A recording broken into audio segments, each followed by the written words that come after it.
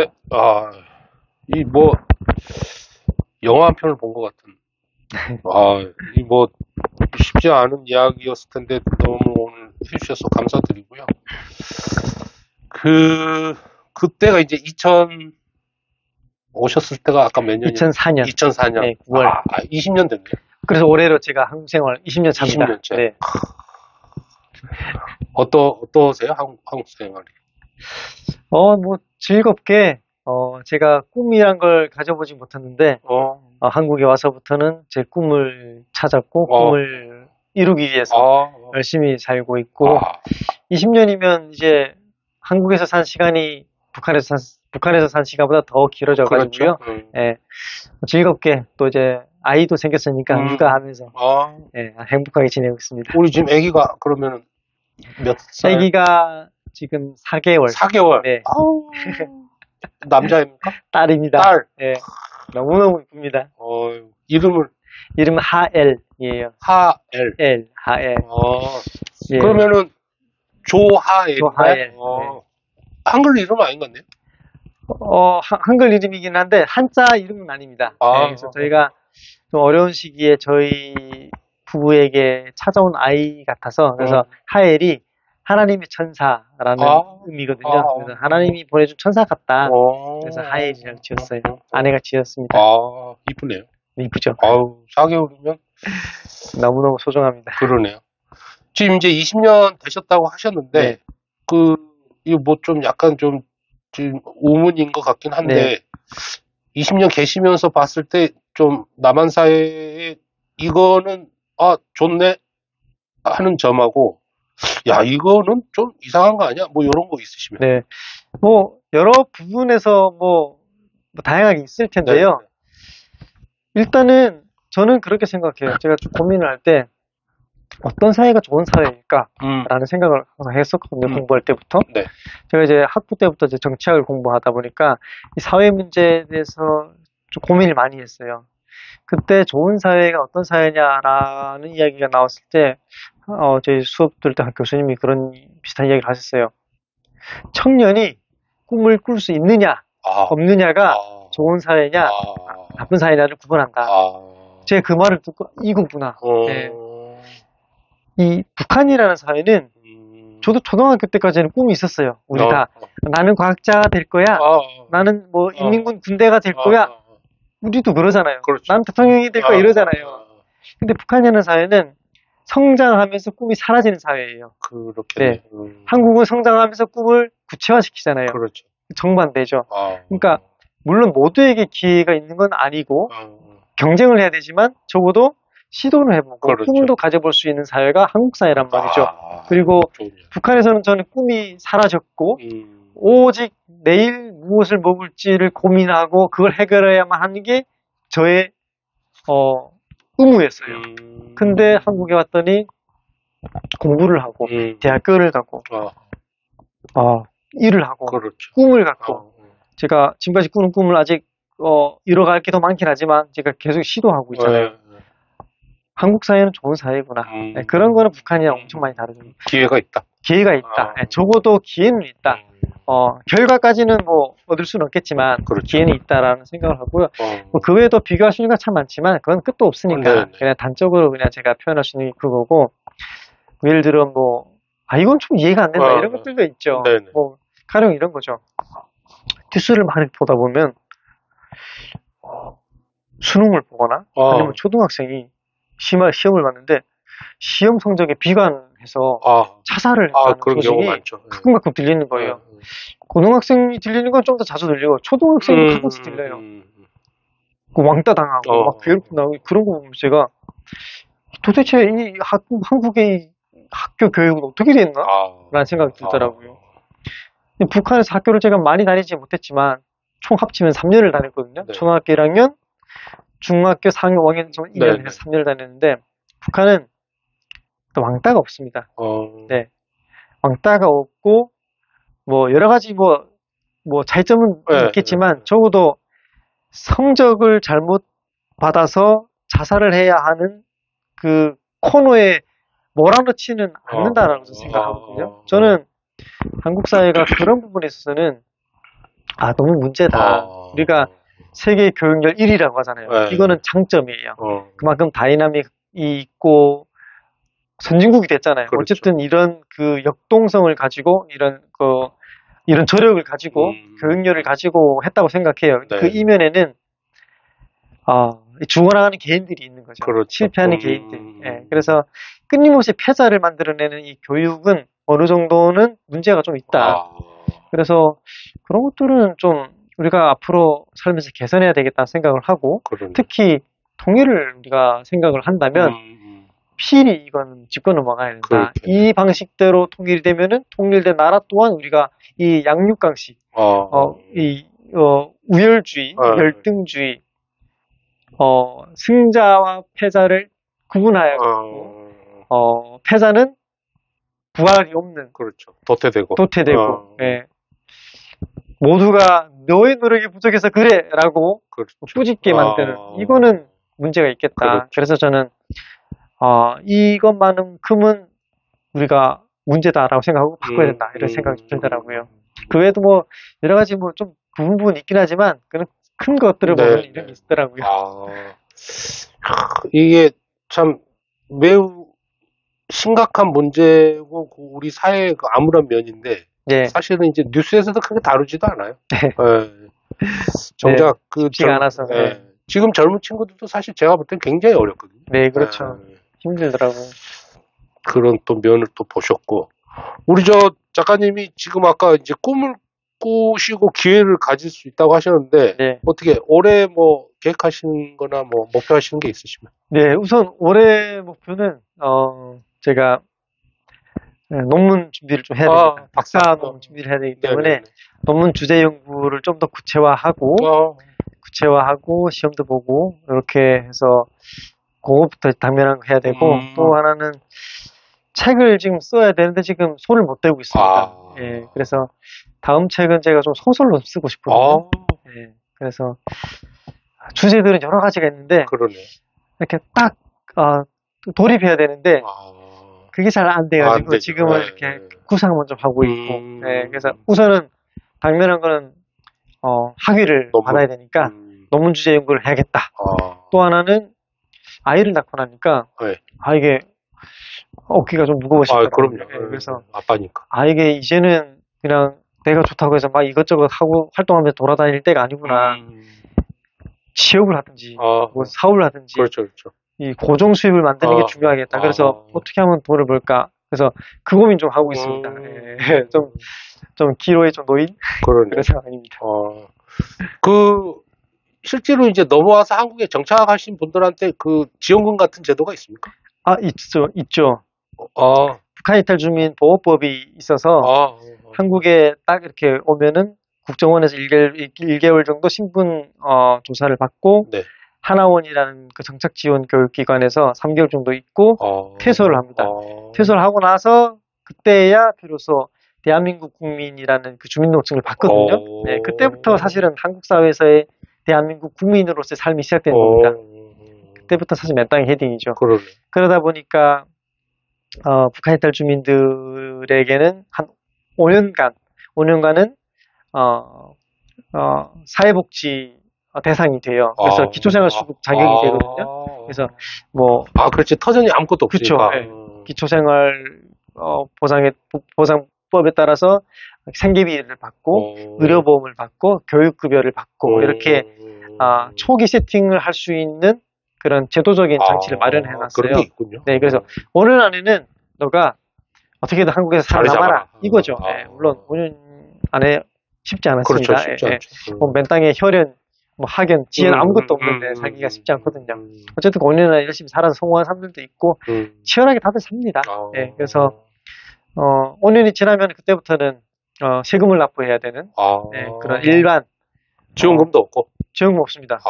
지원금도 없고 의료급여도 없고 뭐 교육급여는 대학 등록금이거든요. 등록금은 대학교 8학기 다니고 나면은 끝. 그다음부터는 그냥 평범한 한국 사람으로 살아가라 이렇게 합니다. 그러면 예를 들어서 대학을 내가 가고 싶으면은 똑같은 그 절차를 거쳐가지고 들어가래? 그 대학마다 북한 이탈 주민 전형이 따로 있어요. 예를 들어 우리가 농어촌 전형이 있고 재외국민 전형이 있는 것처럼 북한 이탈 주민 전형이 있습니다. 그래서 수시로 모집하는 거죠. 그래서 그 학교마다 모집 정원이 뭐 학교 역량에 따라서 다르거든요. 그 안에서 학교를 가고 통일부에서는 대학교 등록금을 지원해 주거든요. 그래서 8학기까지 예, 8학기까지만 지원해 주고 추가 학기는 알아서 돈 내야 되고 본인이. 예. 그럼 석사는 안 나오는 거네? 학사만 지원해 주고요. 학사만. 그러니까 기본 교육을 대학교라고 보는 거예요. 예. 왜냐면 한국의 대학 진학률이 8, 90% 되잖아요. 그렇죠.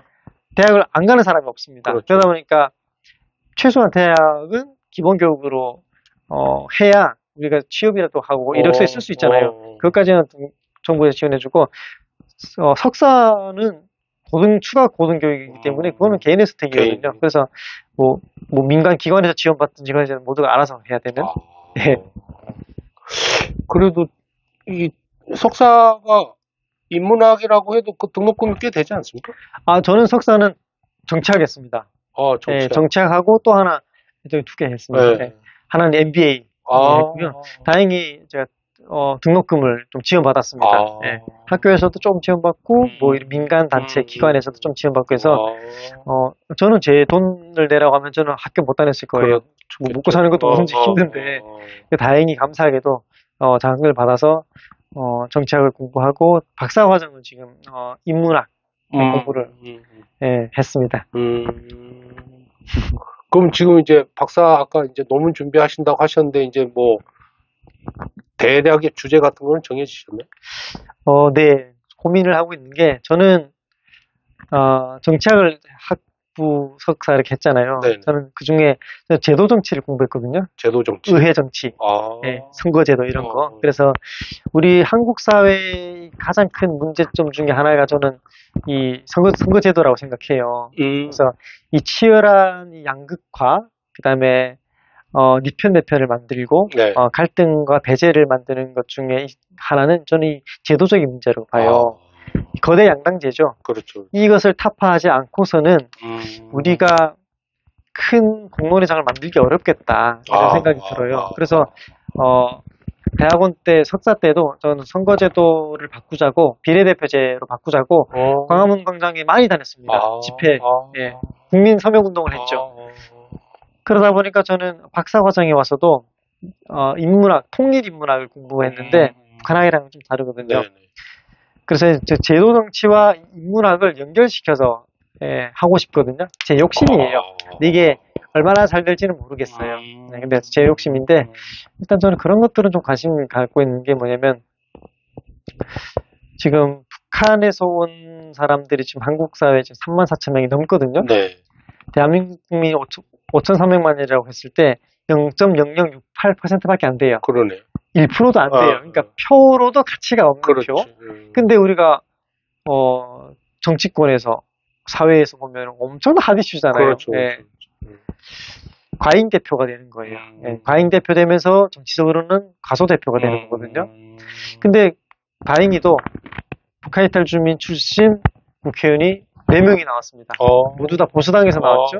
19대 국회에서 조명철, 21대 국회에서 지송호, 태용호, 22대 국회에서는 박충권 이렇게 나왔는데 제 관심 분야는 그거예요. 이 소수자 집단이 제도권 정치로 들어가는 게 저는 중요하다고 생각하거든요. 사실은 당사자들만이 당사자들의 이야기를 풀 수가 있어요. 네, 그래야만 하고 그래야 자기의 주체적인 목소리가 나오거든요. 그렇겠죠. 네, 다른 사람이 우리의 얘기를 해주는 건 한계가 있어요. 이해하는 것도 한계가 있고 관심을 갖는 것도 한계예요. 나의 이익을 내가 대변하고 내가 추구하지 않으면 남들은 그렇죠. 다 할 수가 없거든요. 그래서 저는 당사자 정치가 중요하다 생각하고 그러기 위해서는 소수자 출신의 이 대표성을 갖는 정치인이 등장해야 된다고 생각하고 다행히 4명이 나왔고 문제는 보수당에서만 나왔다는 그렇죠. 게 한계예요. 그래서 민주당에서도 나오고 정의당에서도 나오고 녹색당 뭐 등등 다당제가 아니라서 거기서 나오기 좀 힘들겠지만 그래서 빨리 이 다당제가 돼야 돼요. 다양한 사람이 나와야죠. 예. 그래서 그 문제를 좀 관심 갖고 지금 연구를 좀 추가로 해보려고 합니다. 굉장히 중요한 이야기네요. 네. 그러시네요. 나중에 뭐 국회에서 볼 수도 있으시겠어요? 그럴 수 있기를 바랍니다, 저는. 네. 충분히 가능하지 않을까. 네. 이제 올해 목표는 말씀하셨고, 지금 이제 한국에서 이제 20년 넘게 사셨고 하셨는데, 우리 이제 뭐 작가님의 혹시 뭐 라이프 버킷리스트 같은 게 혹시 있으시면? 버킷리스트요? 네. 사실 굉장히 많은데요. 네. 저는 일단은 세계여행 좀 다녀오고 싶어요. 네. 제가 지금까지 잠깐 네. 죄송한데 그래도 많이 다니신 거 아닌가요? 많이 제가 보니까 많이 다녔더라고요. 네.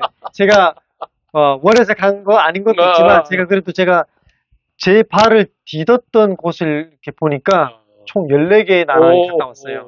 네. 뭐 베트남, 캄보디아, 중국까지 포함해서. 그렇죠. 네. 어쨌든 포함해서 14개 국가를 제가 발도장을 찍었던데 각 국가에서마다 제가 다양한 것들을 많이 보고 배웠어요. 그러니까 저는 이게 나의 삶의 영역을 벗어나지 않으면 우리는 우물 안의 개구리라고 저는 생각해요. 네. 그래서 가능한 한 벗어날 수 있으면 벗어나야 나의 지평을 넓힐 수 있고 내가 다른 거를 볼 수 있다고 생각하고요. 다른 거를 봐야만 나의 다름을 저는 발견할 수 있다고 생각하거든요. 좋은 이야기입니다. 네. 그래서 저는 뭐 인도에 가서도 새로운 걸 경험했고 멕시코에 가서도 경험했고 그러니까 저는 이거예요. 함경북도 아우지에서 태어난 이 한 소년이 미국, 지구의 반대편에 있는 미국에, 인도에, 멕시코에 이렇게 갈 수 있었다는 거는 매우 저는 감사한 거라고 생각해요. 그리고 이게 제 실력도 아니고 운도 아니라고 생각해요. 다만 먼저 온 거죠. 왜냐면 제 뒤에 저와 똑같은 이런 탈출을 시도했다가 실패한 사람들이 굉장히 많거든요.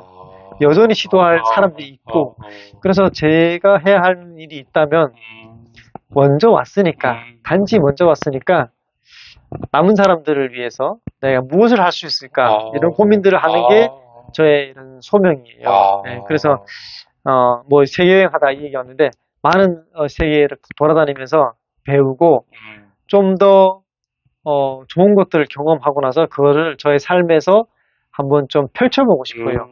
저의 일을 위해서. 네. 제일 가보고 싶은 나라가 있습니까? 가보고 싶은 나라요? 일단은 아프리카 쪽을 한번 가보고 싶어요. 네. 그쪽을 한번 안 가보셨어요? 아직 제가 아프리카랑 중동을 못 가봤습니다. 중동을. 네. 미국은 가보셨고? 미국은 제가 여러 차례 갔습니다. 네. 알겠습니다. 아까 말씀하신 것 중에 아직도 나오고 싶어 하시는 분들이 많다고 했잖아요. 네. 그런 분들을 실질적으로 도와줄 수 있는 방법도 있나요? 있습니다. 실제적으로 도와서 탈출시키는 사람들이 많고요. 그런 단체들이, 인권단체들이 있습니다. 그래서 뭐 여러 단체들이 있는데 돈을 좀 모아가지고 돈이 드는 거죠? 돈이 들죠. 전에는 예전에는 진짜 1,000만 원 정도면 됐는데 지금은 한 명당? 예, 지금은 뭐 3천만 원 정도로도 부족해요. 우선은 탈출하는 게 위험해요. 한국까지 오기까지 그 과정이 목숨을 걸어야 되잖아요. 그렇죠. 그래서 너무 위험하고 오려고 원하는 사람이 굉장히 많고요. 그리고 작년에 한 200명 채 안 돼요. 한국에 들어온 사람이. 그 전에는 코로나 때문에 아마 160명도 안 됐고 계속 있고요.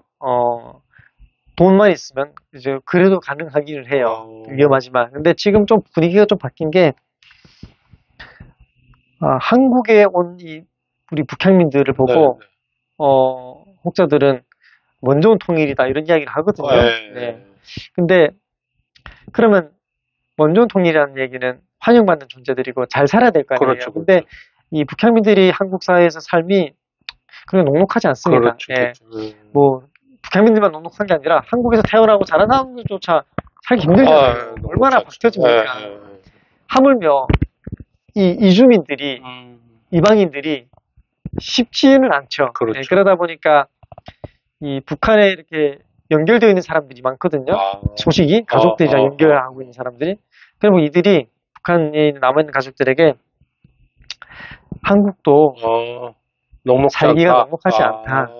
우리가 돈을 보내줄 테니까 그걸로 차라리 거기서 사업 자금을 만들어서 잘 살아라. 그게 훨씬 나을 거다. 저는 그거 100% 동의해요. 북한도 돈만 있으면 살 수 있어요. 왜냐면 사상은 돈을 이길 수가 없어요.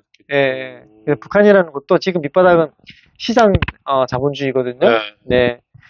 그래서 탈출하는 사람이 많이 적어졌고 그 이유는 북한 정권 자체가 워낙 뭐 단속하니까 뭐 강압하니까 어려워진 것도 있고 한국에 와서도 뭐 그렇게 녹록지 않고 그래서 오려는 사람이 있기는 한데 예전 같지는 않습니다. 그러네. 네.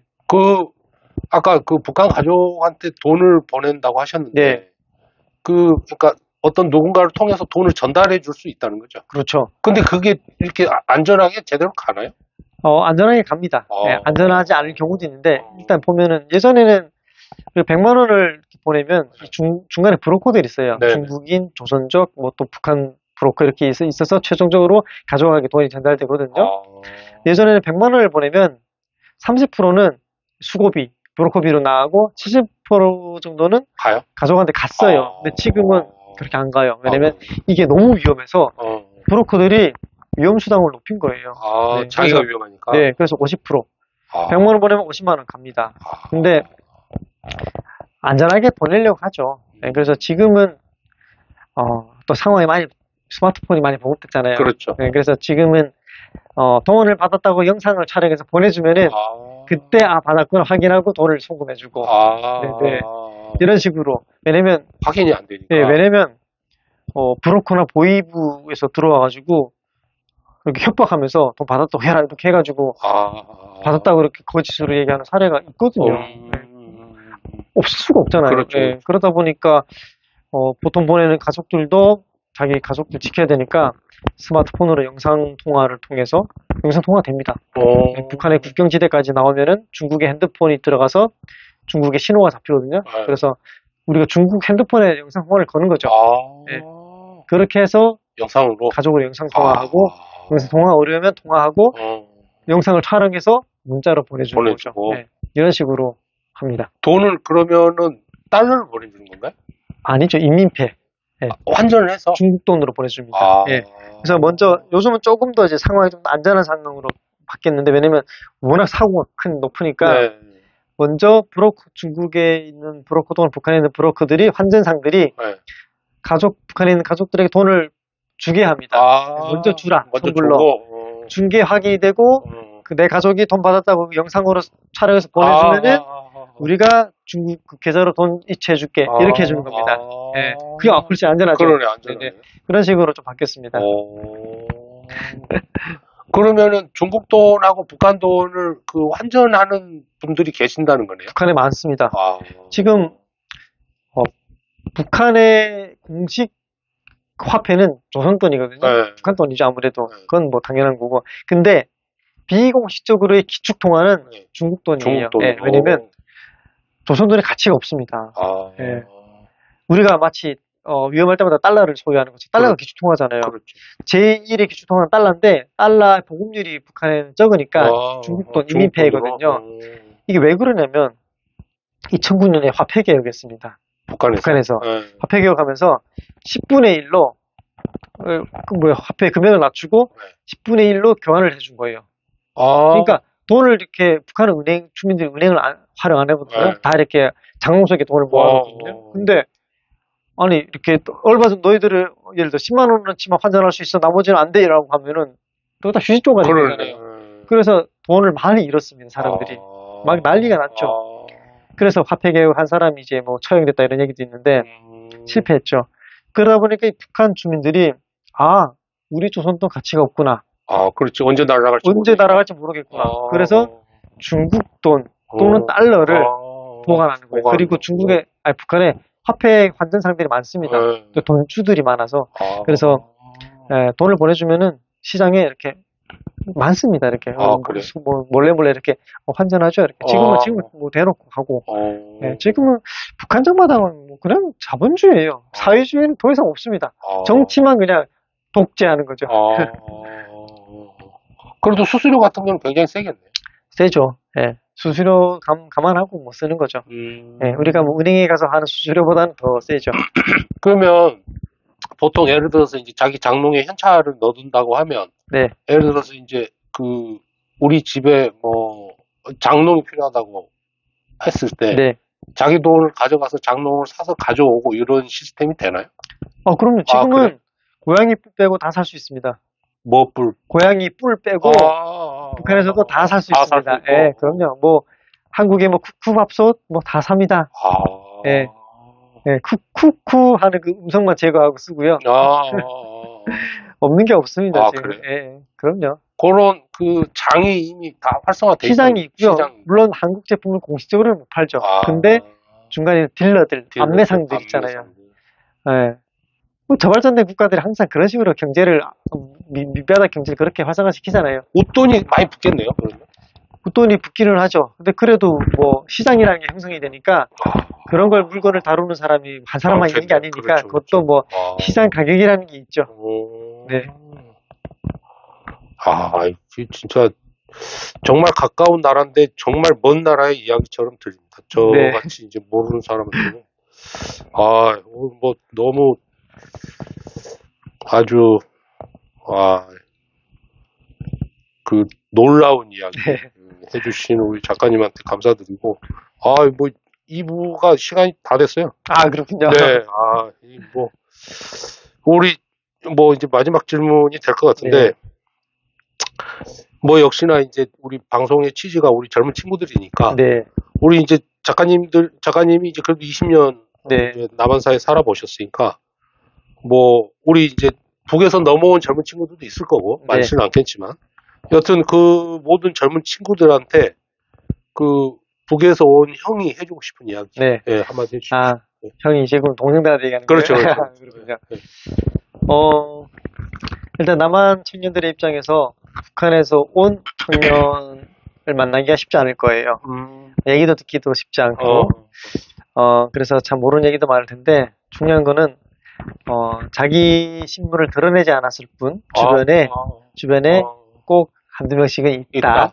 그러니까 그들은 뭐 특별한 존재도 사실은 아니에요. 그냥 경험이 다른 거고 고향이 다른 거예요. 그래서 그런 청년들이 있구나라는 것을 그냥 마음 편하게 받아줬으면 좋겠고 혹시 만나더라도 뭐 고향이 다르구나. 그 고향은 어때요? 이렇게 얘기할 수 있잖아요. 우리가. 너희 고향이 전라도구나. 뭐 아니면 부산이구나 이런 식으로. 그렇죠.